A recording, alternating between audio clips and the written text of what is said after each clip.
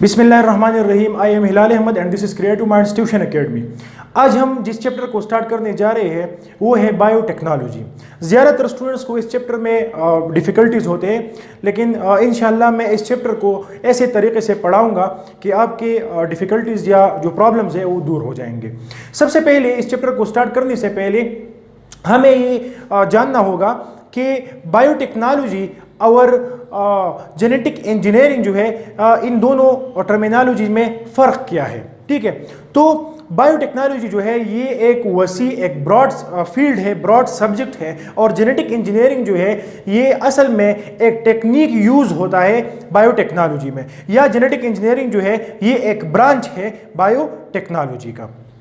तो आते हैं बायोटेक्नोलॉजी की तरफ। तो अगर हम इस बायोटेक्नोलॉजी के टर्म को देख ले तो ये मुश्तमिल है टू पार्ट्स पर, bio and technology. Bio means life and technology mean tools, ठीक है, टेक्निक्स, प्रोसेसेस।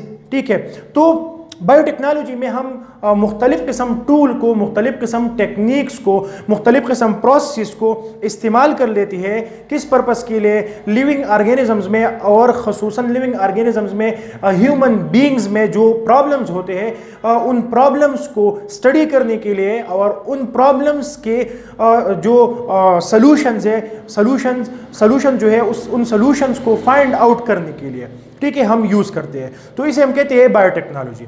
अगर हम इस डिफिनीशन की तरफ आ जाए तो डिफिनीशन कुछ इस तरह है कि it is the application of modern technologies. इसमें हम मॉडर्न टेक्नोलॉजीज को, मॉडर्न टेक्निक्स को अप्लाई करते हैं ऑन बायोलॉजिकल एजेंट्स पर। अब हमारे पास बायोलॉजिकल एजेंट्स क्या है? बायोलॉजिकल एजेंट्स हमारे पास जो है ये है बैक्टीरिया, वायरसेस, फंजाई एटसेट्रा। ठीक है, तो हम इन बायोलॉजिकल एजेंट्स पर ये मॉडर्न टेक्निक अप्लाई करते हैं। किस पर्पस के लिए? For the benefits of Mankind, इंसानियत या ह्यूमैनिटी के फायदे के लिए। ठीक है, अब ये टेक्निक जो है, ये मॉडर्न टेक्निक्स जो है, इन टेक्निक में द मोस्ट इम्पॉर्टेंट जो है, और जो हमारी बुक में भी है, वो है जेनेटिक इंजीनियरिंग। अब जेनेटिक इंजीनियरिंग क्या है? जेनेटिक इंजीनियरिंग में हम एक ऑर्गेनिज्म के जेनेटिक इंफॉर्मेशन में, एक ऑर्गेनिज्म के जीनोम में हम मॉडिफिकेशन लाते हैं। एक ऑर्गेनिज्म के जेनेटिक या एक ऑर्गेनिज्म के जीनोम को हम मॉडिफाई कर लेते हैं, ठीक है, by direct manipulation of their DNA. Directly उसकी डीएनए में जो है हम प्रोसेस करते हैं, उसमें जीन इंसर्ट करते हैं, जीन रिमूव करते हैं, जीन रिप्लेस करते हैं। ठीक है, मुख्तलिफ किस्म इंशाल्लाह आगे हम पढ़ेंगे। तो ये डायरेक्ट चेंजेस है एक ऑर्गेनिज्म के जीनोम में। ठीक है, और रादर देन मोर इनडायरेक्ट मेथड, ठीक है, मोर ये डायरेक्ट मेथड है, इनडायरेक्ट मेथड नहीं है। जो कि इनडायरेक्ट मेथड में हमारे पास आते हैं सेलेक्टिव मेटिंग और सेलेक्टिव ब्रीडिंग, जिसमें हम दो ऑर्गेनिजम्स जिसमें डिज़ायरेबल ट्रेड्स होते हैं, डिज़ायरेबल करेक्टरिस्टिक्स होते हैं, और हम चाहते हैं कि ये ट्रेड्स या ये करेक्टरिस्टिक्स जो है ये हमारे अगली जनरेशंस में जो है, इन ऑर्गेनिजम्स के अगली जनरेशन में जो है ये ट्रांसफ़र हो जाए। तो हम उन ऑर्गेनिजम्स का जो है वो क्या करते हैं, वो सेलेक्टिव ब्रीडिंग हम उसके करते हैं। ठीक है, तो सेलेक्टिव मेटिंग जो है ये एक इनडायरेक्ट मेथड है, और जेनेटिक इंजीनियरिंग जो है ये एक डायरेक्ट मेथड है। जेनेटिक इंजीनियरिंग के इस प्रोसेस को समझने के लिए हम एग्जांपल लेते हैं इंसुलिन का, ह्यूमन इंसुलिन का। ह्यूमन इंसुलिन जो है ये हमारे पास एक हार्मोन है जो कि सिक्रीट होती है पेंक्रियास से, और फंक्शन इसका ये है कि ये ब्लड में जो ग्लूकोज लेवल है उसको डिक्रीज कर लेते हैं। ठीक है, तो ये इंसुलिन जो है ये हम इंसुलिन प्रोडक्शन हम बायोटेक्नोलॉजी में कर सकते हैं। इसका एक एप्लीकेशन है इंसुलिन प्रोडक्शन। तो ये हम किस तरह इंसुलिन प्रोड्यूस करते हैं?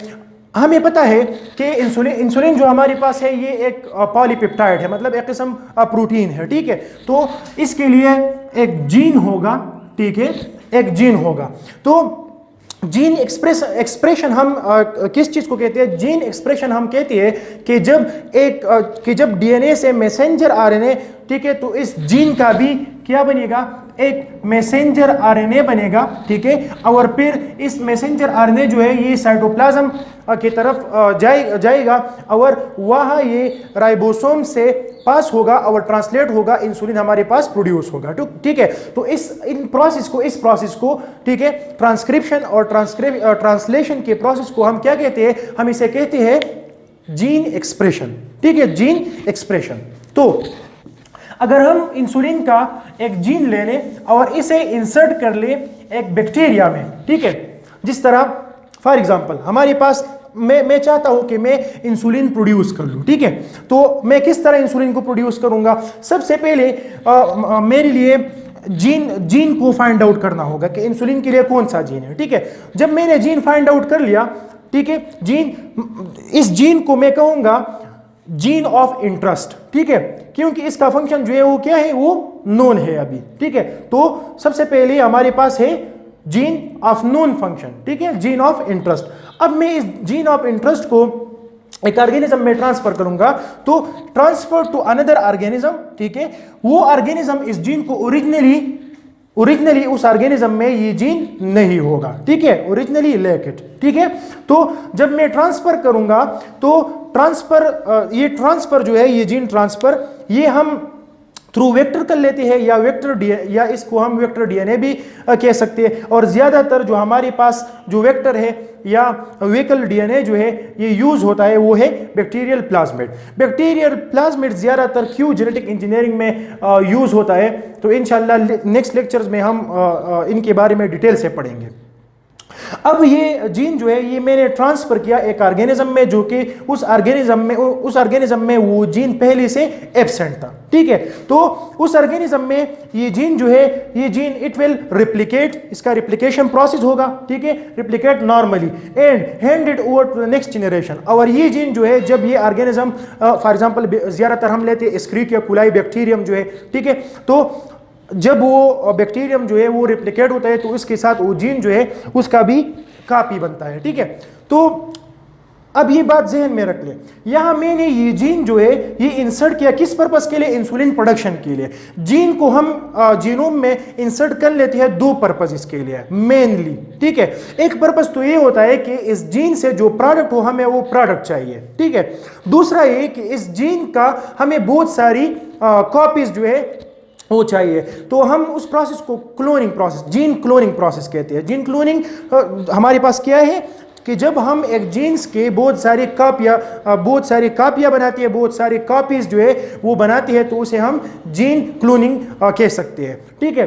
तो अब हमारे साथ यहाँ जो है यहाँ अगर हमें अब तो हमारे पास हमें क्या चाहिए, हमें तो अभी इंसुलिन चाहिए, तो हम इंसुलिन को फिर रिमूव कर लेते हैं। अब इंसुलिन को हम फिर किस तरह रिमूव कर लेते हैं, तो इंशाल्लाह ये भी आगे इस चैप्टर में डिटेल से पढ़ेंगे इंशाल्लाह, ठीक है।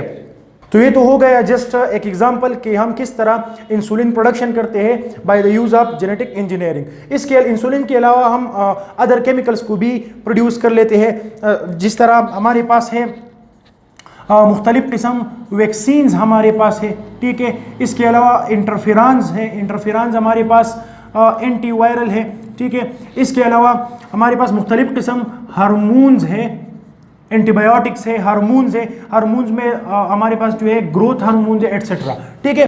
इसके अलावा इसके बहुत ज़्यादा इस्तेमालात है जो कि हम आगे इंशाल्लाह पढ़ेंगे। अगर आपने अभी तक हमारा चैनल सब्सक्राइब नहीं किया तो बराए मेहरबानी हमारे चैनल को सब्सक्राइब करें, लाइक करें और शेयर करें ताकि हमारी भी हौसला अफजाई हो।